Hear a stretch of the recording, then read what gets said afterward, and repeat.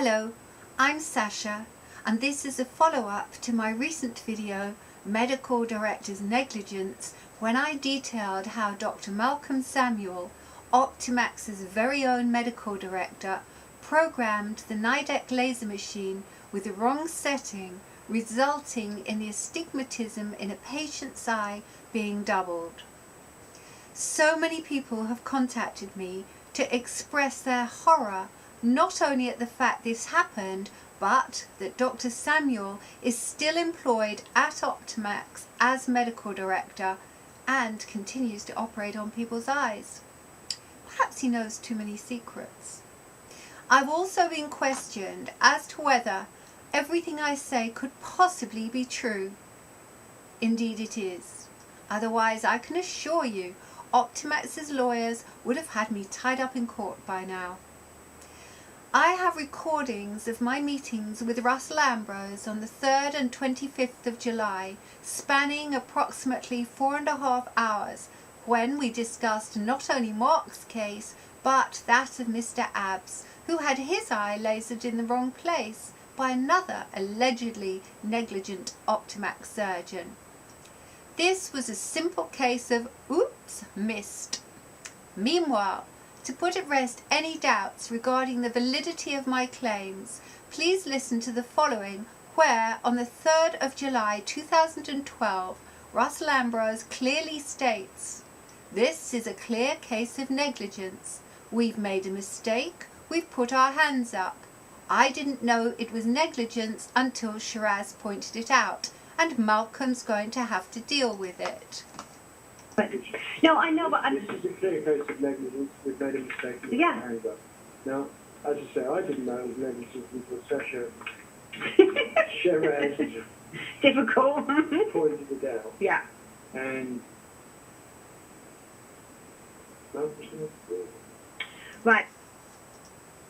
During that meeting, Russell also told me if I hadn't pushed for Mark's external consultation with Mr. Shiraz-Daya, he'd have had retreatment and it would have all been over, and no one would even have known a mistake was made. That would be okay then.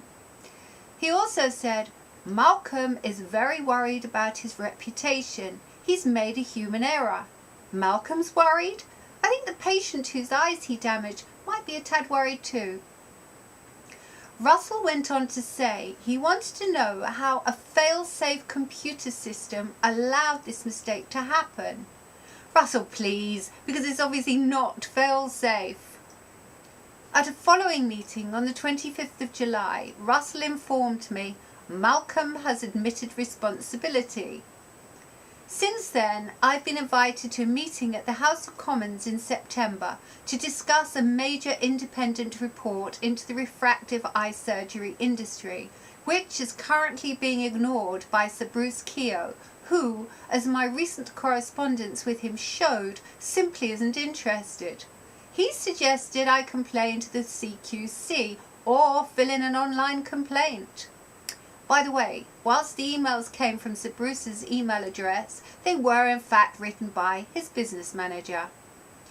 As I replied to Sir Bruce, I can only presume there's not enough sexy publicity to pressure him into any action. Surely, an industry allowing people's corneas to be burned away in the wrong place and other major mistakes made by incompetent and negligent surgeons at high street clinics like Optimax is equally important as one responsible for dodgy breast implants, if not more so.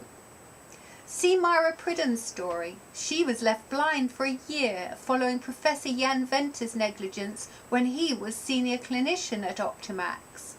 How many more have to suffer before this industry is regulated? Please sign the petition below calling for government legislation. It is so important.